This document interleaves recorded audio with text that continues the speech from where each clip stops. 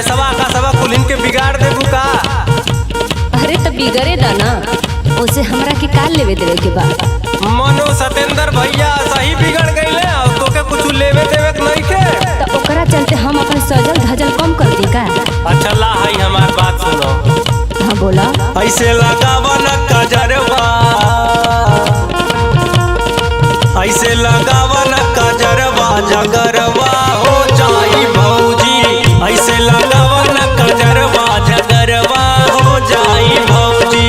गम गम महक के गजरवा, जगरवा हो जाई भौजी। गम गम महक के गजरवा, जगरवा हो जाई भौजी। ऐसे लगावा न कजरवा, जगरवा हो जाई भौजी। ऐसे लगावा न कजरवा, जगरवा हो जाई भौजी। अरे तो सुनो। हाँ बोला सुनो ताटी। हम अपना भतार के कमाई लगावतानी। तब हतारे कमाई लगबू तो गौवा उजाड़ देबू का? अरे तो तुहनी लोग का छाती काहे फाटी भाई? अरे काहे ना फाटी, गांव मोहल्ला बिगड़ जाता, बेइज्जती होता न। सुना। ऐसे लगाए हम कजरवा, वाह भौजी वाह भौजी वाह। ऐसे लगाए हम कजरवा, जगरवा हो के तो देवरू। ऐसे लगाए हम कजरवा, जगरवा हो के तो देवरू।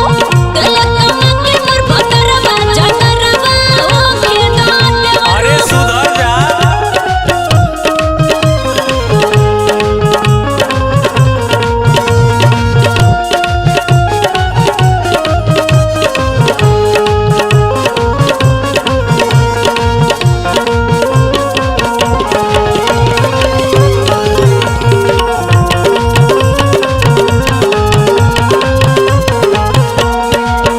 अच्छा ही बतावा। हाँ बोला।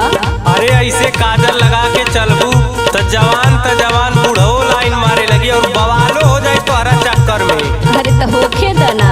एकर मतलब गौवा के उजारे के छोड़बू का? अब जवन समझा।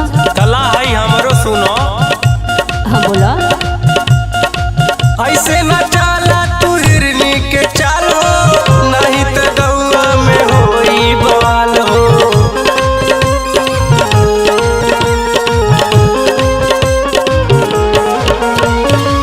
ऐसे न चाला तू हिरनी के चालो, नहीं तो गौवा में होई बवाल हो। जनमर नौल कहरवा,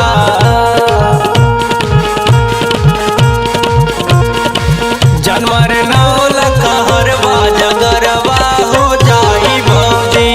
ऐसे लगावा न कजरवा, जगरवा हो जाई भौजी।